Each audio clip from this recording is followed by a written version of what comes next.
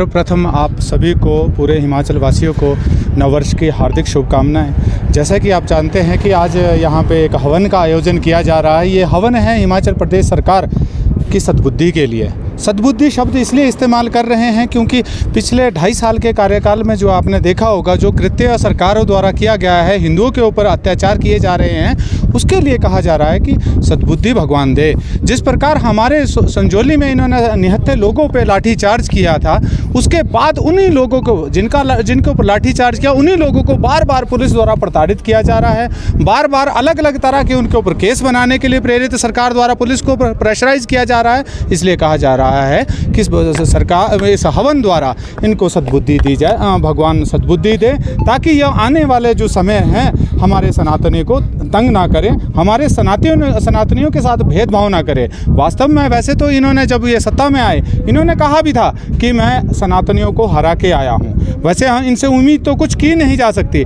और हिमाचल प्रदेश में कुछ समय पहले एक मंदिर को तोड़ा गया था, आप सभी को ज्ञात होगा। परंतु जब उससे पहले किसी मस्जिद को, अवैध मस्जिद को जब तोड़ने की बात आती है, ये वही सरकारें हैं जिन्होंने उनको जड प्रस्त श्रेणी में रखा। आज तक वो मस्जिद, विवादित मस्जिद नहीं टूट पाई। परंतु जो हमीरपुर में मंदिर तोड़ा गया, उसकी मूर्तियों को भी इन्होंने गंदी नाली में फेंका था। ये वो सरकारें हैं जो हिंदुओं का निरंतर दमन करते हुए आ रही है। तो हमें दुख होता है और भगवान से ही प्रार्थना करते हैं कि भगवान इन्हें जल्द से जल्द सद्बुद्धि दे, ताकि ये अपने अच्छे कार्य के लिए समय अगला का निर्णय करें। क्या जाएगा, जहाँ पे हमारे लोगों के ऊपर इन्होंने लाठीचार्ज किया, उस जगह को पवित्र करेंगे। क्योंकि इन्होंने जिस प्रकार से जूतों से लात मार के, जूतों द्वारा हमारे लोगों के ऊपर चढ़ाई की गई, इस प्रकार से जिस तरह से हम लोग पता नहीं कौन सी दुनिया में, हम बांग्लादेश में जिस प्रकार से कृत्य किए गए, सेम कृत्य यहाँ पे सरकार ने,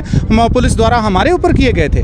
तो हम आज यहाँ पे एक शोभा यात्रा भी निकालेंगे, गंगा जल का छिड़काव करेंगे और लोगों को बताएंगे कि यदि आपकी आत्मा, आपके शरीर को सरकार द्वारा इस तरह दमन किया जाए तो हम आपके साथ हैं। हम उसे पवित्र करने के लिए हर संभव प्रयास करेंगे और कोशिश रही तो इनकी मानसिकता को भी पवित्र करने की कोशिश करेंगे। 11 सितंबर का आंदोलन था। कुल 61 लोगों पर लगभग 8 FIR दर्ज की गई है। इस हवन के द्वारा जो हमारा संदेश देने का प्रयास है, हिमाचल प्रदेश में जो ये सनातन विरोधी जिहादी मानसिकता की सरकार सत्तारूढ़ है, ईश्वर इस सरकार को सद्बुद्धि दे। सनातनी मंदिरों से पैसा लेकर क्या जिहादी मानसिकता पे खर्चना है?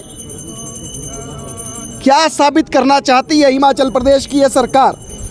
जब से ये सत्तारूढ़ हुई है, तब से किसी होटल में गौ मांस पकता है, कभी किसी बिरयानी के ढाबे के सामने गौवंश की अस्थियां पाई जाती है, कभी कोई स्कूल ईद मनाने की घोषणा करता है और नन्हे मुन्ने बच्चों को जो है वो इस्लामिक परिधानों में बुलाता है। ये किस बात का द्योतक है? क्या ये हिमाचल प्रदेश सरकार की संरक्षण में नहीं हो रहा है? जैसा कि अभी मेरे भाई ने कहा कि मुख्यमंत्री तो पहले ही कह चुके हैं कि हम सनातन विरोधी विचारधारा को हराकर सत्ता में आए हैं। तो जब प्रदेश का मुखिया ये कहेगा कि हम सनातन विरोधी विचारधारा को हराकर सत्ता में आए हैं, तो हम क्या उम्मीद कर सकते हैं कि जिहादी मानसिकता नहीं फैलेगी, लैंड जिहाद नहीं बढ़ेगा, लव जिहाद नहीं बढ़ेगा। इसीलिए जो जिहादी मानसिकता है, उस मानसिकता के सद्बुद्धि प्रदान करने के लिए और हिमाचल की प्रदेश की जो सनातन विरोधी सरकार है, ईश्वर इसको सद्बुद्धि दे। माँ दुर्गा से हम इसी कामना के साथ यहाँ पे आज होम कर रहे हैं।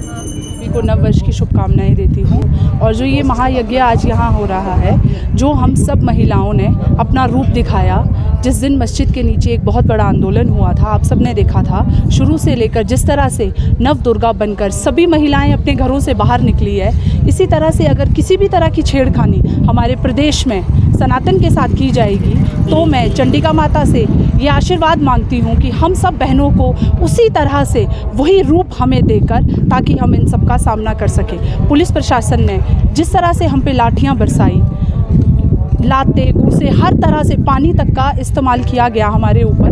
तो मैं चाहूँगी, पर फिर भी हम कोई भी महिला पीछे नहीं हटी, डट के सबका सामना किया।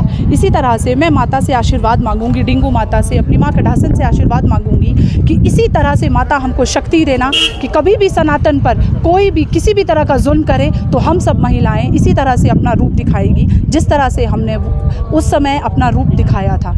धन्यवाद। सभी को नव वर्ष की शुभकामनाएं देती हूँ। और जो ये महायज्ञ आज यहाँ हो रहा है, जो हम सब महिलाओं ने अपना रूप दिखाया, जिस दिन मस्जिद के नीचे एक बहुत बड़ा आंदोलन हुआ था, आप सब ने देखा था, शुरू से लेकर जिस तरह से नव दुर्गा बनकर सभी महिलाएं अपने घरों से बाहर निकली है, इसी तरह से अगर किसी भी तरह की छेड़खानी हमारे प्रदेश में सनातन के साथ की जाएगी तो मैं चंडिका माता से ये आशीर्वाद मांगती हूँ कि हम सब बहनों को उसी तरह से वही रूप हमें देकर, ताकि हम इन सब का सामना